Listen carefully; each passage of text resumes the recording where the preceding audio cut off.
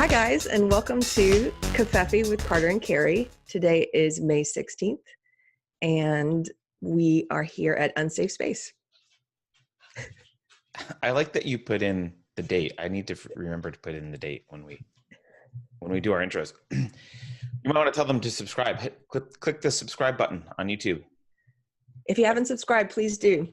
And please get a friend to subscribe. Yes. Violate the non-aggression principle and force them to subscribe. What are we talking about today? There's this modern art piece. Did you see this that sold for $91 million? No. So I guess, we could talk more about politics, but I don't want to. So this guy nabbed, I'm reading the headline. I wouldn't use the verb nab. This guy nabs $91 million for this thing, which for people who aren't watching, it's a sculpture of a bunny, which looks like it looks like it's a Mylar bunny balloon, kind of. There's nothing, it looks kind of like a Mylar balloon bunny without really even it's with no face and no talent. No talent. Lack of a better word. And I guess this is the record for the highest price paid to a living artist, right? So we've got some, Jackson Pollocks and that kind of stuff that are more than this, but this guy's still alive. So he made $91 million for this thing there. This piece of crap. You watching. And I know generally kind of people joke about modern art, but I think it's a good time to stop and not stop joking about it, keep going. But it's a good time to pause and consider that how the intellectual and academic community, how the elites, how the ivory towers treat modern art is a metaphor for how they treat, and actually how most people treat philosophy, and how they treat. So when I say philosophy, I mean decisions about what's right and what's wrong, right? What exists and what doesn't, like moral codes, like how they arrive at their conclusions. And the reason I wanted to bring it up as a metaphor is because I've talked about this before, but these modern artists, well, people who like modern art in the art community generally, look, the more normal people don't look at that. So let's take a step back. I don't know whether this artist has talent somewhere else or not. Like maybe he is good at something, but normal people, average people don't look at modern art and think it's good. They have to be told it's good. And even people in the art community don't look at it and think it's good. They have to be told it's good. And it's this social consensus, right? It's, oh, that's so-and-so's piece. Look how expressive it is. And they use a lot of adjectives and metaphors that are disconnected from the reality of what the piece is. Mostly they're just floating abstractions, and they heap praise upon works of art that is arbitrary, right? So anything anyone says about a Jackson Pollock painting, you could say about a 5-year-old's crayon drawing, or actually probably 5 is too old, maybe a 2-year-old's crayon drawing, right? So there's not really anything you can say about that's objectively that can be objectively evaluated, can't be held to any standards.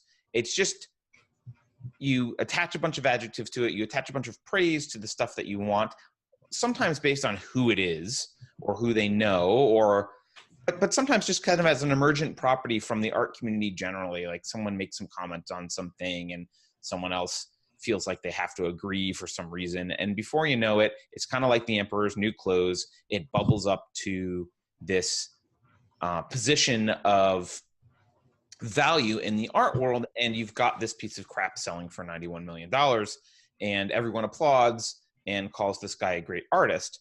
But there's nothing real there. It's just a, talk about a social construct, social justice.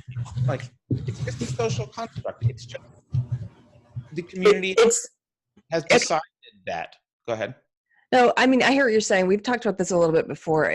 Paul Joseph Watson does a lot of videos about this. If anyone's interested, he's one of the unpersons now at Facebook. But it's about it's postmodernism, and it's in philosophy, like you said, and it's in art, and it's a destruction of truth, and it's a destruction of objective standards.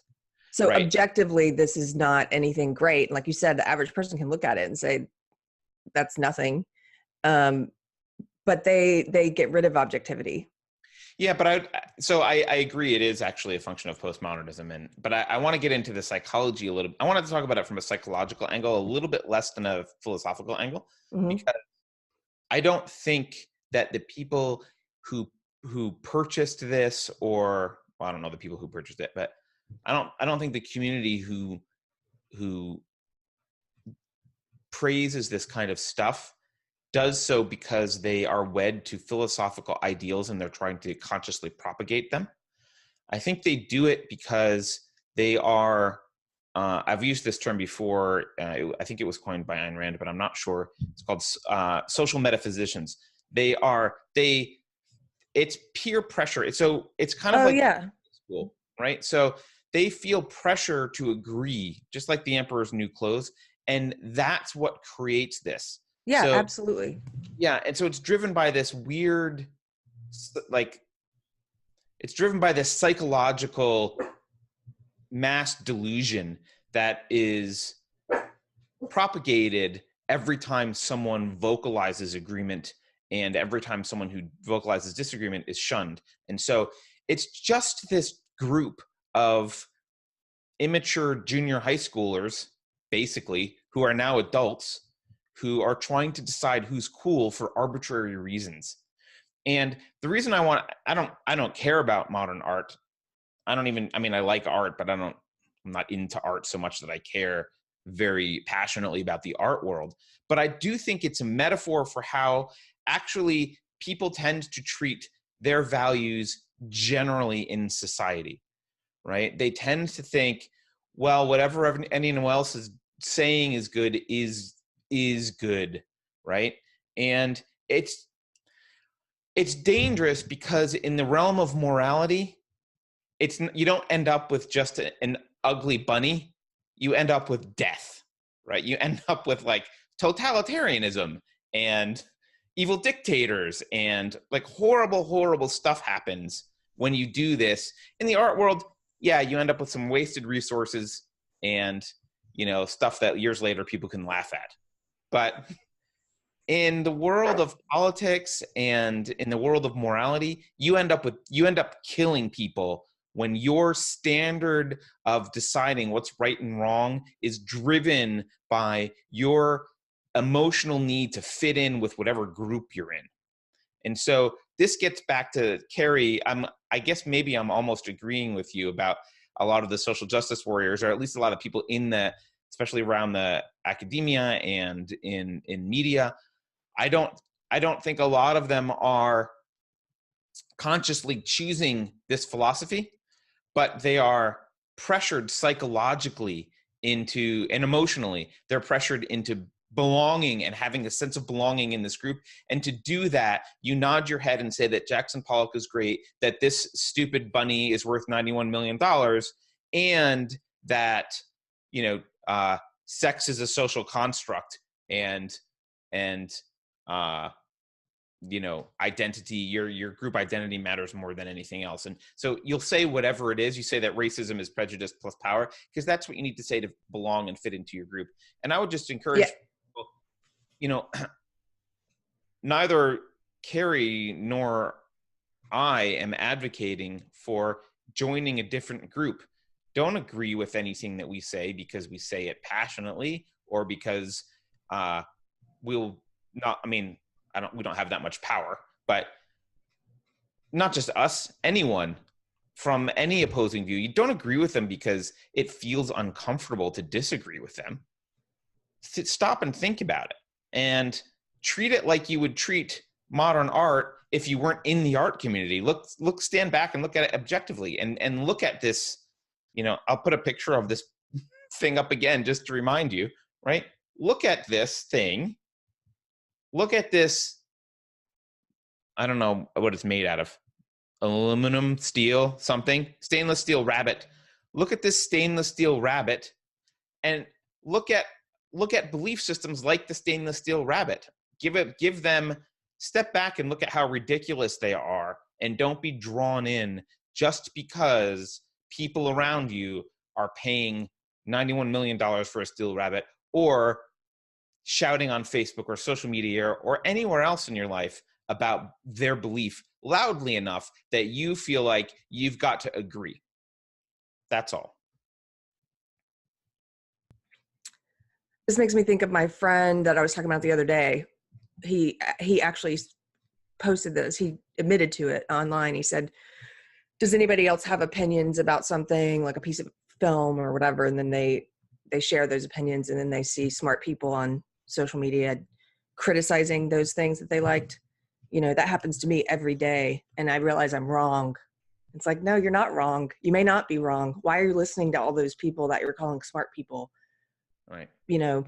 It's like you said, it is a peer pressure thing. And I'm glad you agree with me. There are a lot of SJWs who are not in this because they consciously know what it is. Nobody's like buying that piece of art because they're, by the way, I was going to comment on the fact that at some point you slipped out that art that was behind you on the wall and put something else there. I did. You know why? I actually liked the art that was behind me on the wall, but it had, even though it was anti-reflective glass, it had glass, and the screens around me were always reflecting off of it in a really annoying way.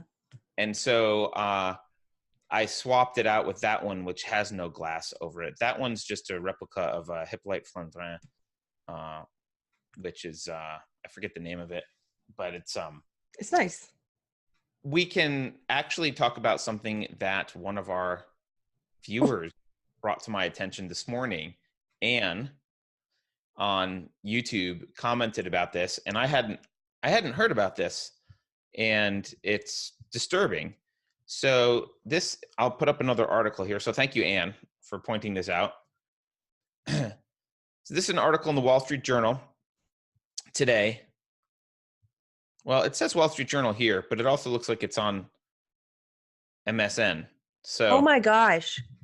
SAT to give students adversity score to capture social and economic background. Steal my thunder, lady. Well, I'm just seeing this for the first time. Yeah. So SAT scores the SATs are going to give adversity scores to capture the social and economic backgrounds of their students. College Board plans to assign an adversity score to every student who takes the SAT to try to capture their social and economic background. Okay, this is what, I mean, this is related. This is also postmodernism. This is all related. Like, yeah, I mean, it's all related. But here's my favorite line. The purpose is to get to race without using race, said Anthony Carnafal, director of Georgetown University Center on Education and Workforce. So yes, that is the purpose.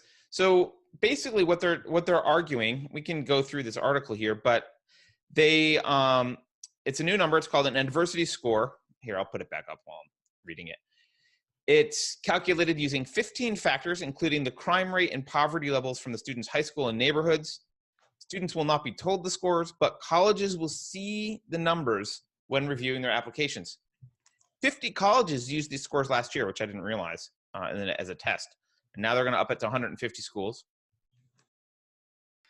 And they really are, I mean, I won't read this whole article. They're really focused on, the word they use is diversity, obviously. And they're really focused on getting, quote, diverse classes. So the new score, which falls on a scale of 1 through 100, will pop up on something called the Environmental Context Dashboard, which shows several indicators of relative poverty, wealth, and opportunity, as well as the student's SAT score compared with those of their classmates. On a dashboard, the score is called the overall disadvantage level. So the average score is 50. Below it is hardship. College Board declined to say how it calculates the adversity score. Yeah, I'll bet they did. Or the factors that weigh into it. One of the disturbing things about this is what they're doing is, well, two things. First of all, they've noticed that the education level and the wealth of the parents has an effect or is correlated to higher SAT scores. Now, what they don't dive into is the causation there. And I know correlation is not causation is something that has at least become more commonplace for people to be aware of, which is great. But there have been studies on this. Your SAT is kind of a proxy for IQ, and IQ does correlate to, again, correlate, but actually does seem to be not just correlative, but predictive of your success in your economic success later in life. So, and we know that IQ is genetic. It's largely genetic. It's not completely genetic, even if it's half and half. I think it's a little bit more than half. Generally, I don't remember exactly, but it's at least half genetic, right? So you would expect people with higher IQs to have better economic success, and you would expect their children to therefore have higher IQs. So this may be a problem that they don't like, but it's important to step back and realize just because people from higher socioeconomic status tend to have kids with better SAT scores does not mean that the SAT scores are biased. That correlation could be due to something else, and I don't think they're investigating that at all. I don't think they Well, they don't have to investigate that. Can I interject here? They don't want to. No. So none of this this just makes me really angry. So this is like, to go back, this is postmodernism. This is like nothing matters. Objectivity doesn't matter. How you do on a test doesn't matter. We don't like reality, so we're going to try and shape it the way we want. This is a quality of outcome. This is not a quality of opportunity. And people they jump from economic status all the time. Like, people don't stay fixed. People go from making nothing to making a lot of money, and vice versa, all the time in these different groups. And, if you are society, life is set up to reward hard work and, good work ethic, the things that are going to allow you to build a stable home environment for your children and, provide them with the tools or with the genetics or whatever that, that's going to help them later in life. Like, if you're picking a good spouse, if you're picking someone who's going to be a good father or mother for your kids, life rewards those kind of choices. That's what life is. This isn't like, I don't know, I'm kind of rambling here now. They are trying to fix problems, and they are making more problems. Like, right, they are making things worse. It's not just IQ, it's work ethic, it's a whole bunch of other stuff. And your life choices lead you to potentially give your kid a better environment, and then your kid do better. Right. And people come from those I just sent you a clip, if we could play part of it. People come from nothing and make something of themselves. And you are removing the incentive for them to do that, because you're saying it doesn't matter. It doesn't matter what you score. It doesn't matter how hard you work. It doesn't matter if you work to pull yourself out of adverse circumstances.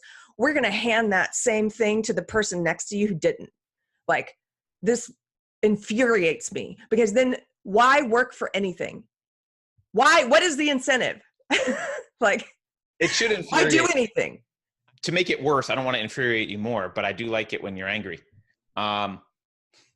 It's not actually your socioeconomic status that they're taking into account. It's your community's socioeconomic status. Oh, yeah. Worse than that, it's not even saying, well, you scored this, but you have a particularly hard childhood because we know your dad is a drunk and beats your mom, and you've had these other adverse experiences, and you don't have enough food, and that's distracting, and blah, blah. They're not looking at you as an individual. They are looking at the community you belong to. And you may not have any problems, and there may be a kid in the community next door who is maybe might be from a wealthy family, who's got lots of problems, and that are, because they are all about collectivism. This goes back to, they care about the groups. They don't care about you as an individual. That's my point. This is all about groups. Can you play that clip? I don't know if you guys are familiar with Thomas Sowell. I was not until I started leaving my SJW echo chamber, but he's brilliant, and he talks about this very thing about thank God I had a teacher. He's like, thank God I had a teacher who held me to high standards. Thank God I had a teacher who cared about me enough to not make excuses for me or to come up with reasons why I should get the thing that I don't deserve because I didn't do the work. You know, like, thank God I had someone who cared enough to push me and to hold me to those standards. So yeah, Sowell is great if you don't know about Thomas Sowell. Okay, here's the clip that you wanted, I think. Thank you very much. I guess the first thing to do is to define what cosmic justice is, as distinguished from whatever other kind of justice we may be familiar with. Traditional justice, I guess we can summarize, at least in the American tradition, as applying the same rules and the same standards to everybody. Cosmic justice is very different. It means equalizing the prospects of everybody. And those two things are not only different in concept, they are wholly incompatible with one another. If you apply the same rules and standards to everybody in baseball, Mark McGwire is going to hit 70 home runs, and there are going to be other people who will spend an entire career without hitting 70 home runs, including people in the Hall of Fame like Luke Appling, who twice won the batting championship. So if you want the one thing or the other, you can go for it. But the one thing you cannot do is pursue the two things simultaneously, or rather you cannot successfully do that. The Supreme Court has been pursuing the two things simultaneously for quite a while, leading to a lot of 5-4 decisions and inconsistent decisions. The requirements for the two kinds of justice are very different. The requirement for treating everyone the same is very simple.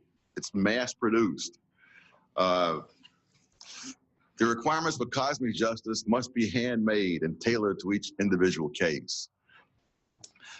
It's much more complex, and it requires a much larger amount of government power. Some third party must intervene to determine whether the outcomes are right, whether the prospects are right. Words, the very same words, have entirely different meanings within these two frameworks. In fact, as I mentioned in the preface to the book, what really set me off a few years ago to finish it up was a discussion with one of my colleagues at Stanford University, who shall be anonymous in deference to the libel laws, who talked about a level playing field. And it became painfully clear that what he called a level playing field is what I would have called a tilted playing field. Tilted so as to produce the results that he wanted. When we talk about a fair fight, that means very different things within these two frameworks. A fair fight by traditional standards means that both boxers observe the Marquis of Queensberry rules, and the fight is fair whether it ends up in a draw or a one-sided beating. From the other point of view, from the cosmic perspective, it's fair only when the two fighters enter the ring with the same prospects of winning. I love this clip, and if you guys haven't seen it, you can go on YouTube, and we could put the link in the description. But it's him talking about I think it's got cosmic justice in the title, but he goes on to talk about his personal experience and about his teachers and about how glad he is that people held him to a standard. See, here's the thing: I used to teach SAT prep for the Princeton Review, like to 11th graders who are getting ready to take the standardized test. I taught two different classes. I taught for the people who could afford I guess you would say middle to upper class people who could afford the actual classes for their kids. And then I taught to kids in the inner city who had a special reduced price program at their schools to bring us in. Those kids really wanted to be there. Those kids were working their ass off, whereas a lot of the rich kids were being forced to be there by mom and daddy, you know, after school, and didn't really care and would kind of mess around. And the kids who were at the inner city schools, like, worked their butts off. And if you're telling them there's no reason to do that because you're going to give them some, because they're so disadvantaged, they're going to get some special handicap point. Like, why show up? Why come and do those classes? Like, why try and improve? Because you're going to get a handicap score. Like, yes, it infuriates me. But what do you think of that clip? It was tangentially related. Oh, no, I think it is. I think it's absolutely related. Philosophy generally, it didn't seem specifically to education.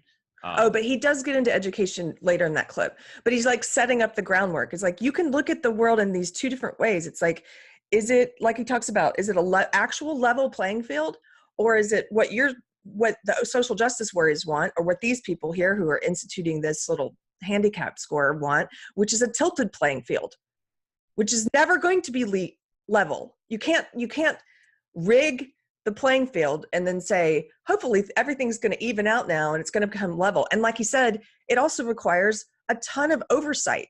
Like, who are the people who are determining what kind of handicap scores people get in life?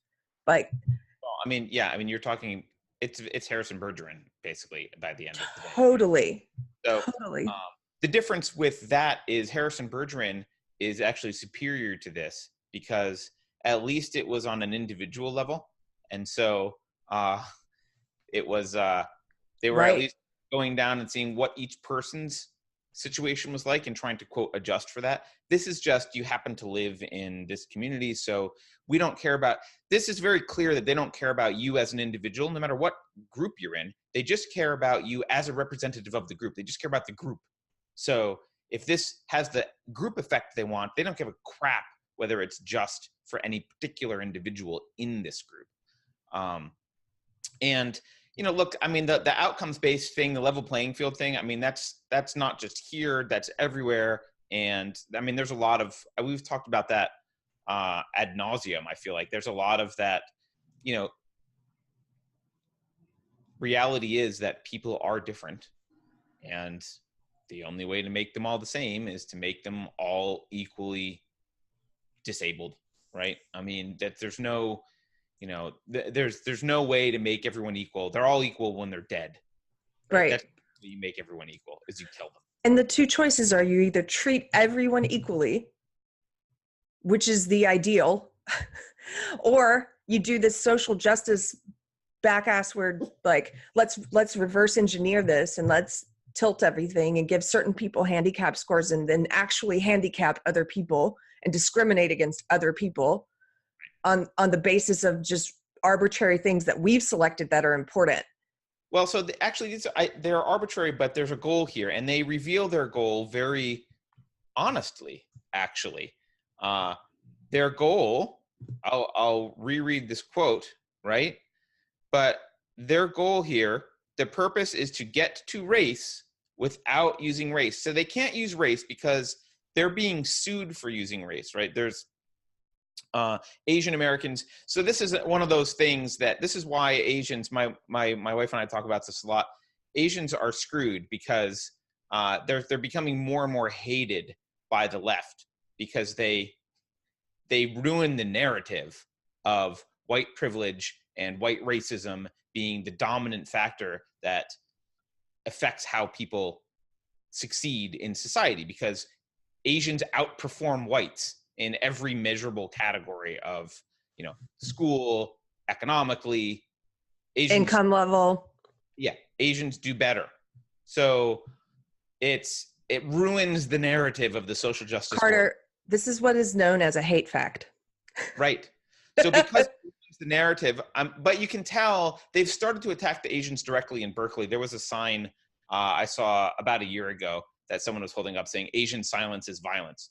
So there's white silence is violence signs too. But yeah, they are attacking Asians more directly. And they are, what I've seen happening is it's the same kind of, It's a little bit different. They shame white allies as well, but they're doing a very special kind of shaming. That's like, you're a group of people, again, because they treat everyone like groups because they're racist. Right. But they're like, you're a group of people of color who are doing well. If you want to be a good ally, you have to say these things and believe these things. And it's a really intense kind of shaming if you don't do that, and you're not a good ally then, and but you're right. It ruins it destroys their narrative, and they don't have an answer for it. When you bring it up, when they start talking about white privilege, and you're like, so if white privilege is a thing, then why is it that in all these different categories, like you said, every metric, Asian Americans do better than white Americans on average? So why is that? If you ask an SJW that, like, report back what their answers are, because they don't have an answer. What they'll do instead is here's their weird judo flip. They'll call you a racist. They'll say that you're engaging in, see, they have all these different buzzwords they use to shut things down because they can't answer questions.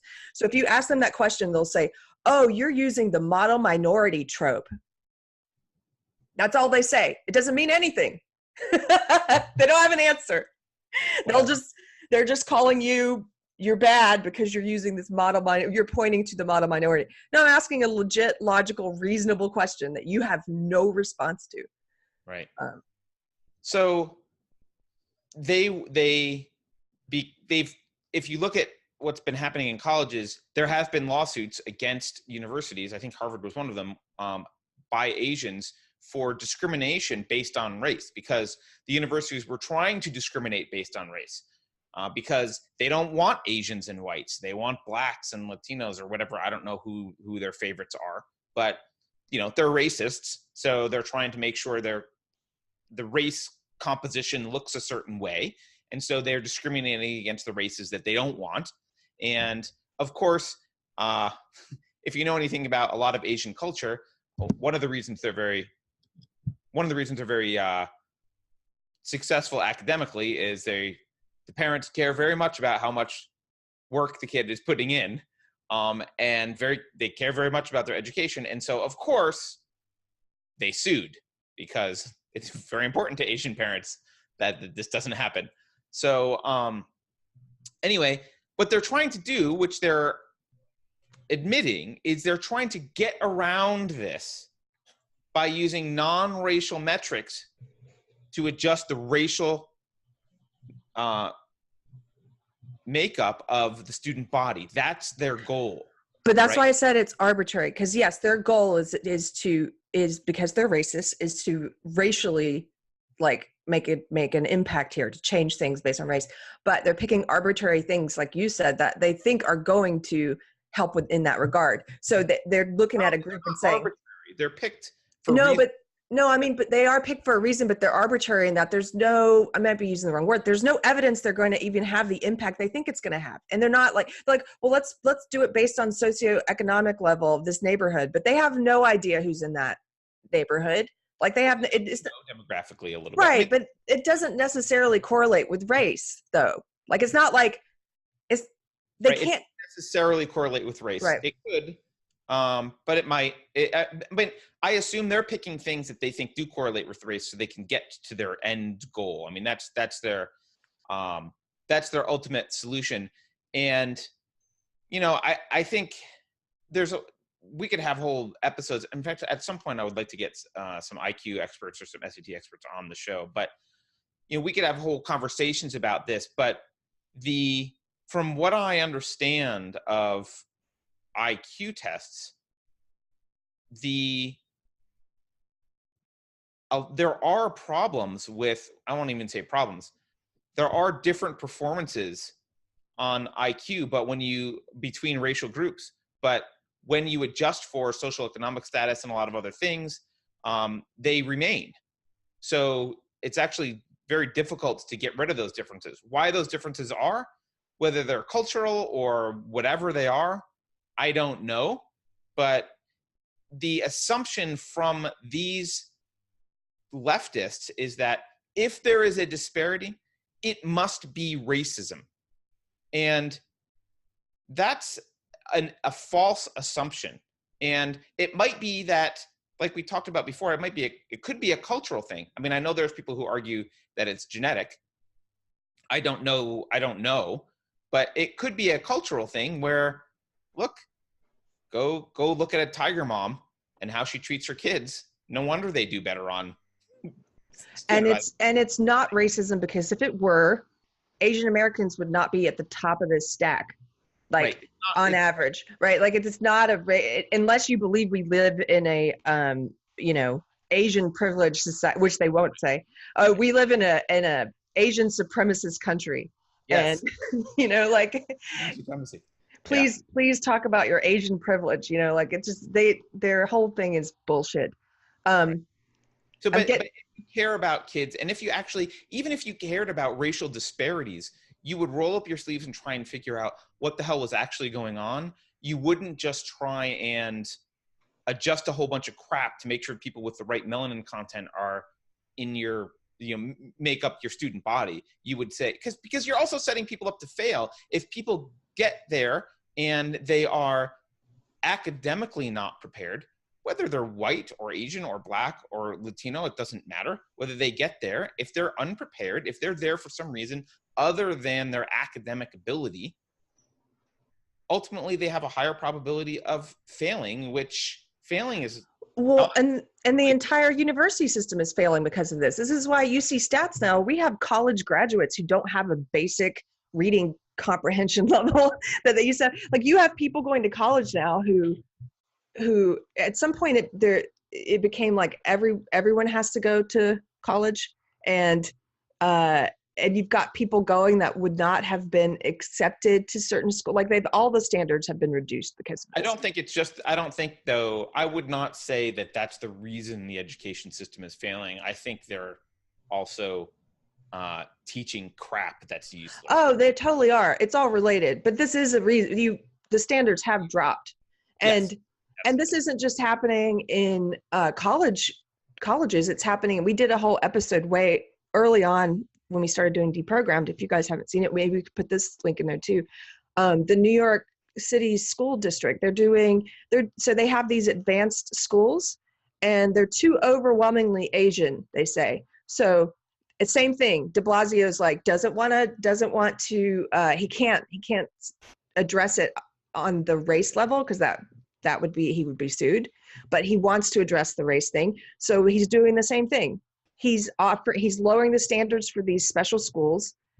And they're trying to pull from the socioeconomically depressed areas, except here's the thing they can't answer for. I can't remember. It's been a while since we did that video, but it's something like 40% or something high of all the students who go there, are already from those poor areas, but they're poor Asian kids. They're the kids of Asian immigrants who are working their butts off to actually pass the test and get into the school. And those kids are the ones that are going to suffer. Poor Asian kids are going to suffer because he doesn't like the racial optics at the school. It's completely messed up. And so, yeah, it's happening at colleges. It's happening it's happening in New York City at the special high schools. But this whole issue, it just really, I didn't know we were going to talk about this today. And I came really close to yelling. I probably am yelling. It makes me, but it's good.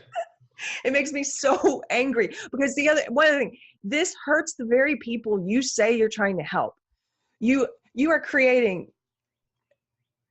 have so little faith in people being able to pull themselves out of adverse situations and to work for what they want. You have so little faith in that you're treating them like children. It's paternalistic. You're basically like, Black people are never going to be able to go to these schools. We're going to have to reduce the scores so they can get in. We're going to have to give him the big old handicap thing so they can get in. Like, it's so messed up. It's the bigotry of condescending and racist. Huh? Condescending and racist. It's condescending, it's racist, and you're actually setting up a system and a scenario that doesn't incentivize the very people that you claim to be trying to help to work harder.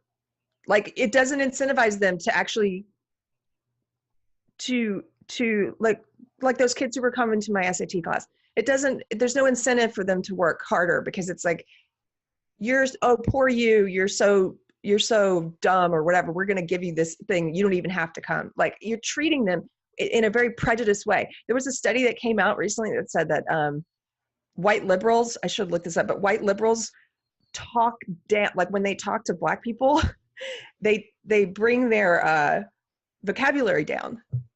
Isn't that weird? Like, they adjust the way they talk because they're so friggin' racist, and they don't and they're like, and I'm sure they think they're being, they're somehow, this is in the service of equality, is to talk down to people of color. It's so racist, it's ridiculous. But yeah, I mean, I think if we step back for a minute, we can yell at people who are implementing this, but they're not watching this show and they don't care. So let's talk just for a moment to the people who are listening, who disagree with this and who understand that it's racist. There's 2 points I would make. One is, don't rely on, one of the problems is when people my age, if I didn't know about this, which I wouldn't if I wasn't doing this show, I would be off, doing my own thing. I hear SAT score, I assume it's the same SAT as when I took, and that's not even true already. They've already changed the SAT score, so the scores don't even correlate.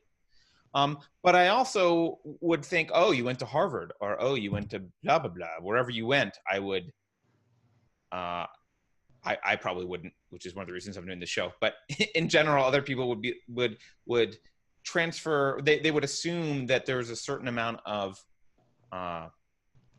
academic excellence and ability correlated to your school. And if you're hiring people, it's important to realize that going to Stanford, going to Harvard, going to MIT it's not what it used to be. Yes, there are super brilliant kids that go there. Absolutely. And probably more than that go to, UCSB. But just the fact that you went there doesn't mean you're brilliant. It doesn't mean that you learned anything. It doesn't mean that you belonged there. And frankly, a lot of those schools, yeah, some of the science they're teaching is still good, but a lot of the other crap that you're learning in that school is counterproductive. And we're now in a world, and this is important for people who hire to remember, we're in a world where you don't have to go to school at all to have access to any information that you want. MIT's got classes online. Stanford's got classes online. Harvard probably does as well. Johns Hopkins does. There's opportunities to learn from the best minds in the world, anything you want. And autodidacts who want to do that are better educated by far than any of the people who went to any of these prestigious universities. And so it's time to wipe the, well, I was gonna say to wipe the shine off of. It's time to recognize that we talked about Emperor's New Clothes earlier with respect to modern art. Ivy League schools and these prestigious universities, they are the modern art of education. That's what they are. They're full of crap. Look, here's a good example. David Hogg. Yes, David Hogg is now at Harvard, right? So, David Hogg got a 1270 on his SAT. Right. That's 200 points lower than the average at Harvard. Yes. Why did he get in? Politics. That's even post SAT score change, right? Which was a while ago. So it's for older people, that's equivalent of like that's like a 900. Yeah. Right? So it's pretty low, right? Yeah, anyway, that's what they are. It doesn't mean that you shun anyone who went to those schools. They may be brilliant and obviously there's still some value there, but we're moving to a world where that doesn't matter. And, if you're in a position to hire people, stop caring about what school they went to. Figure out other ways to evaluate whether they're a good fit and can do the work, because what school they went to is irrelevant. And I hope I'm not a collapsitarian completely, but I am when it comes to the educational system. I hope the universities collapse and burn. So do I. Hope they die. So keep going with your manipulating SAT scores, guys. Keep doing more of this. In fact, I think you should throw in some randomness and, throw out MIT degrees on the streets of any major city you want to. It doesn't matter. And then rural, I don't care.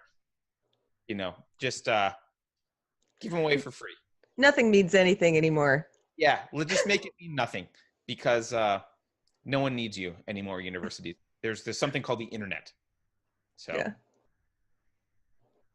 And read Thomas Sowell. You're angry. You got me all riled. I gotta go. This is a really great book. Basic Economics by Thomas Sowell. It replaces a degree from a university in basic economics or economics. Maybe not completely. There's probably other stuff you need to read, but it's most of a degree. And actually, if you read and understood the book, you would be more economically literate than most kids with economics degrees. So Thomas Sowell's a brilliant guy, and it's a great book. So I'll link to that as well. That's all. So I have something on the shelf behind me. I had to leave the room. Sorry. Oh yeah, we'll edit that a little bit. Okay, so we have to go. I just wanted to announce, because this just came in, Carter, while we're talking.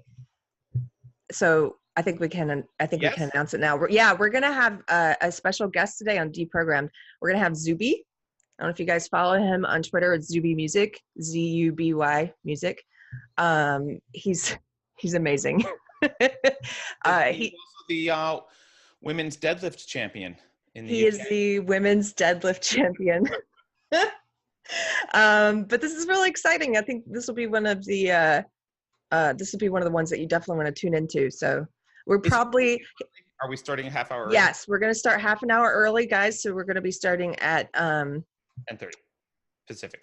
Yeah, and 12:30 Texas time. Awesome. So see you then. Great. On that note, that means I have more work to do right now. So I'm going to go. We'll stop this video and I'll get it up as soon as possible, and we'll see you guys at 10:30. Thanks. Bye-bye.